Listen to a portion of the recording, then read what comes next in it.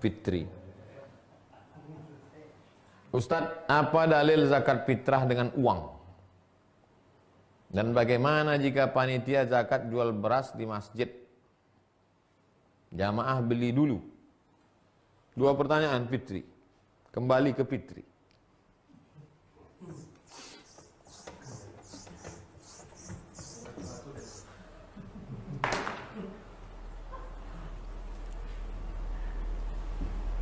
Ughnuhum lihadzal yaum.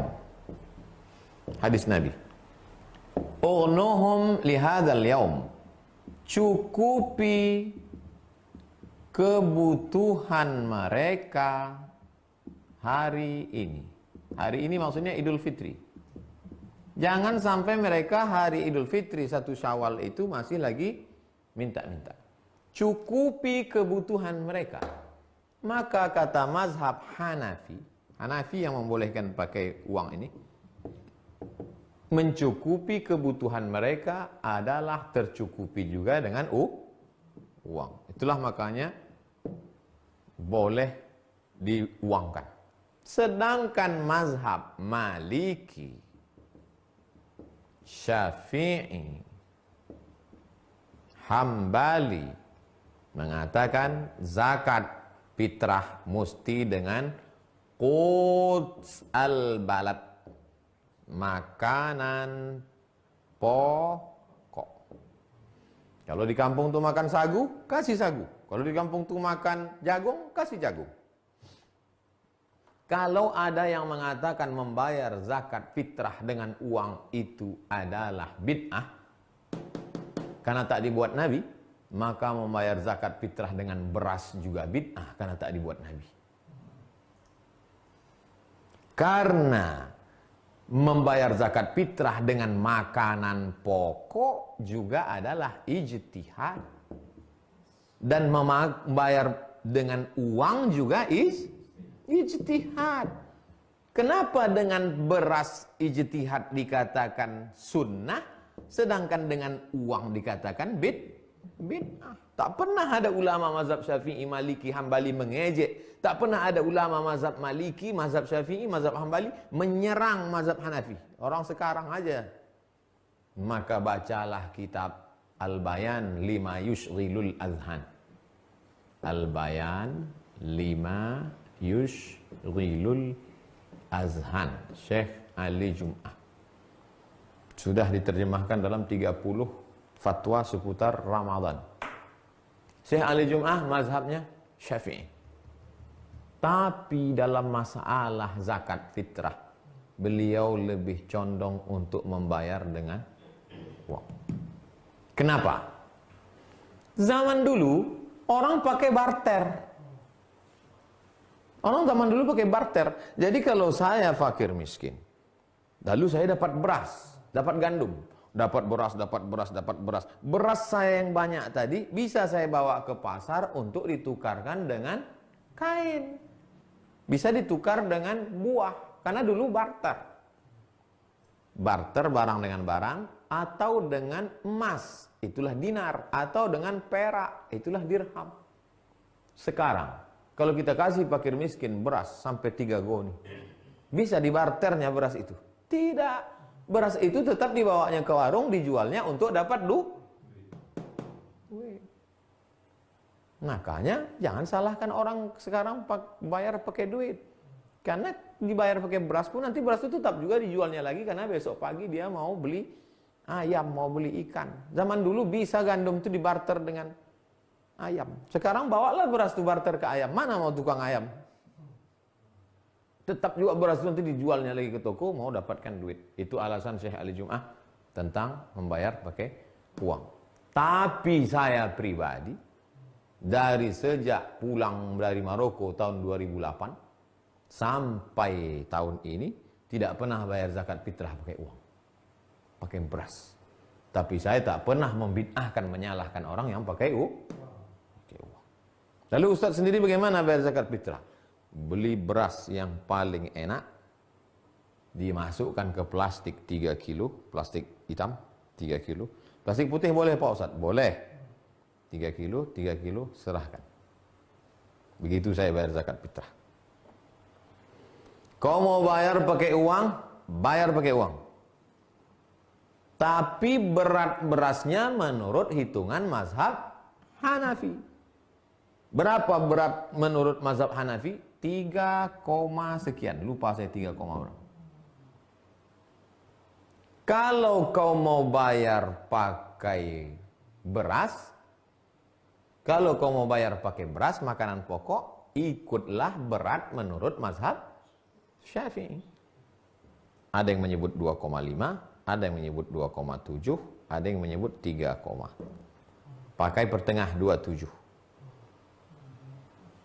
Saya ulang sekali lagi. Kalau mau pakai uang, ikut berat menurut mazhab Hanafi.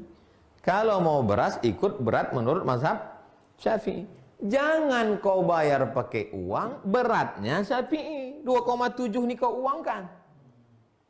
Itu berarti talfiknya campur aduk. Beratnya berat Syafi'i, tapi duitnya duit Hanafi. Pusing saya Pak Ustadz. Berarti belum cukup buka puasa tadi. Atau kelebihan kolak.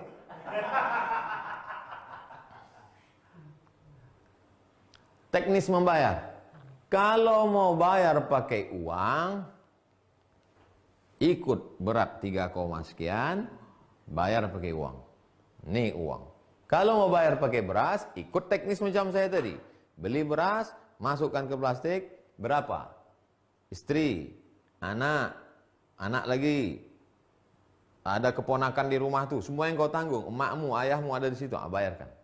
Assalamualaikum Pak, ini zakat fitrah beras saya, ini beras anak saya, ini beras emak saya, ini beras bini saya, ini beras untuk ponakan saya. Begitu. Jangan kau bawa duit dari rumah, sampai di masjid, baru kau beli beras. Adik penjaga masjid, iya, ada jual beras sini? Ada, mana berasnya? Ini. Ku beli beras ini 3 kilo tunai. Aku bayarkan untuk zakat fitrahku. Udah ya? Ya. Ku beli lagi. Ku bayarkan zakat fitrah biniku. Udah ya? Ya. Ku beli lagi. Ku bayarkan zakat fitrah anakku pertama. Ya? Ya. Ku beli lagi. Ku bayarkan zakat fitrah untuk anakku nomor 2. Ya. Ku beli lagi. Ku bayarkan zakat fitrah untuk keponakanku. Yang punya beras ini siapa? Akad jual beli kau tak sah. Kecuali adik penjaga masjid tadi memang dia tukang jual beras. Ditimbunnya di situ ada 1 kontainer udah dibungkus-bungkusnya. Kalau beras itu cuma sebungkus, udah kau beli. Iya. Dari mana kau beli? Dari dia. Dia rupanya punya beras itu. Kan tidak. Beras siapa itu? Akad jual belinya tak sah. Maka zakat fitrahnya pun tak sah. Kalau mau bayar pakai duit, bayar pakai duit, beras berat menurut Hanafi. Kalau mau bayar pakai beras, bayar pakai beras, berat menurut mazhab Syafi'i. Kalau kau mau bayar pakai beras, bungkus. Seberapa orang mau kau bayarkan? Ada 10 orang, buat 10 bungkus, bayar ke masjid. Jelas? Ibu atau bapak ini, Enja. Assalamualaikum, Ustaz. Apa bedanya musafir dengan hijrah?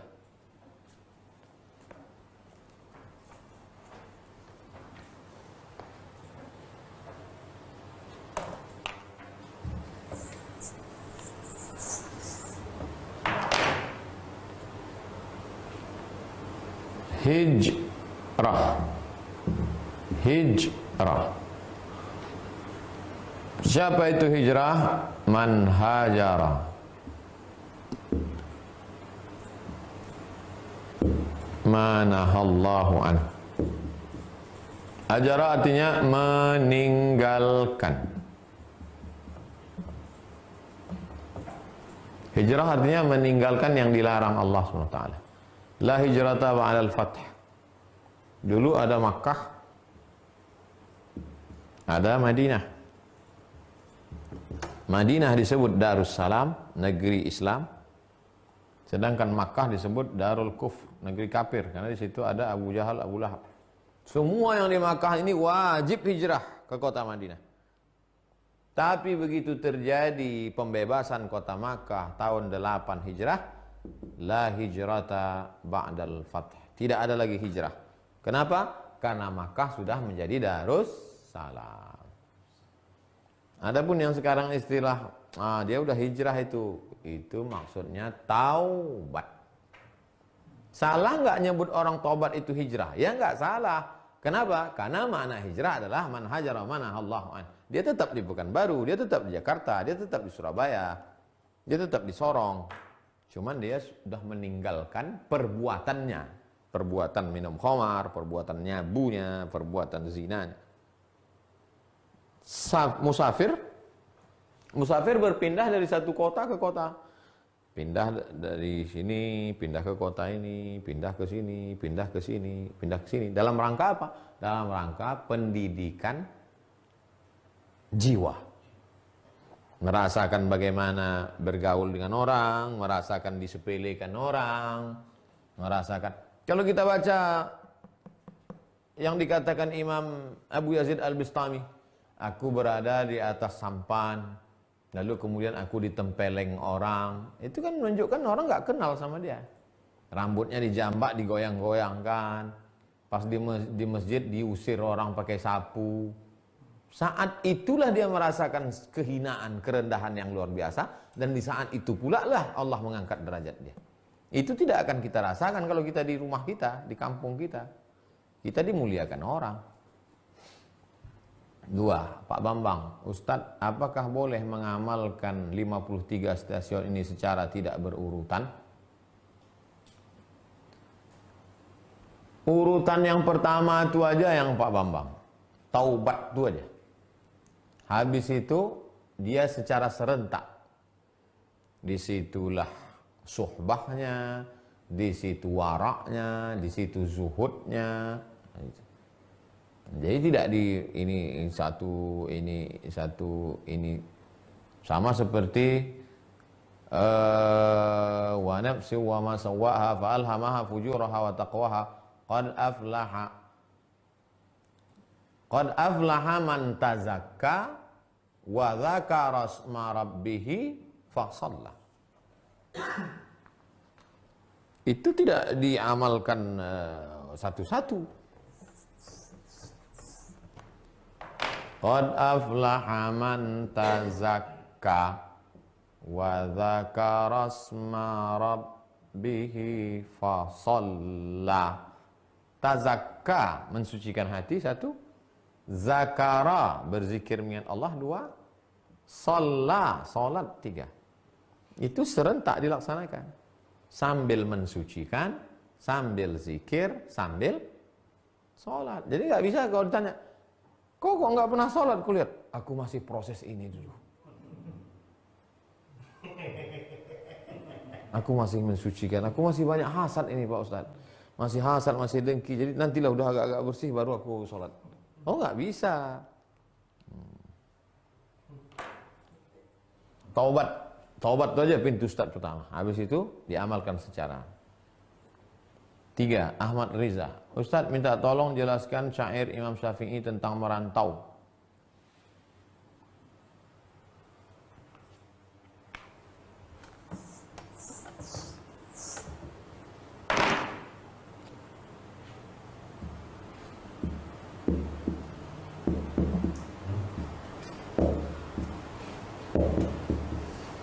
Safir, merantaulah engkau. Musafirlah. Tajid iwadan, kau akan menemukan pengganti. Amman tufarikuhu, semua orang yang kau tinggalkan. Jadi kalau di Pekanbaru ini kau punya kawan baik, anak muda, ada orang tua yang baik. Ketika kau pindah di satu kota, orang-orang yang baik seperti yang di Pekanbaru itu kau ketemu juga nanti di situ. Waktu di sekolah di Air Molek dulu ada bapak-bapak baik, ada ibu-ibu baik, ada kawan baik. Kemudian ketika pindah ke Mesir, ada juga orang seperti ini. Namanya beda, sukunya beda, tapi sifat itu ada. Pas pindah ke Maroko, ada ketemu lagi orang seperti ini. Pas pindah ke Malaysia, ada lagi ketemu orang seperti ini. Pas pindah ke Jakarta, ada lagi bertemu orang baik seperti ini. Safir, merantaulah. Tajid iwadan. Kau akan ketemu itu. Kalau kita tak pernah musafir, kita nggak tahu itu. Ada orang dari kecil sampai lajang, sampai bebini, sampai anaknya bebini, dia di situ aja tak pergi-pergi.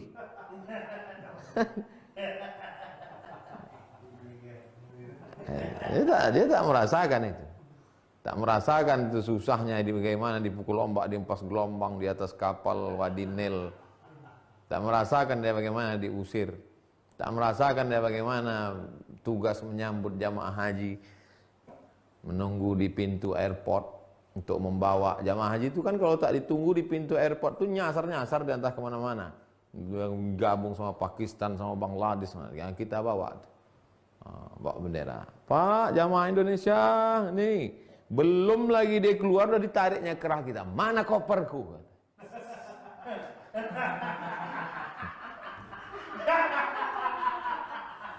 Kalau di rumah kita mana kita rasakan itu?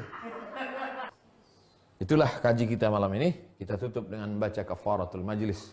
Subhanakallahumma wa bihamdika asyhadu an la ilaha illa anta astaghfiruka wa atubu ilaih. Wa sallallahu ala sayyidina wa maulana Muhammad wa ala alihi wa sahbihi wasallam walhamdulillahi rabbil alamin.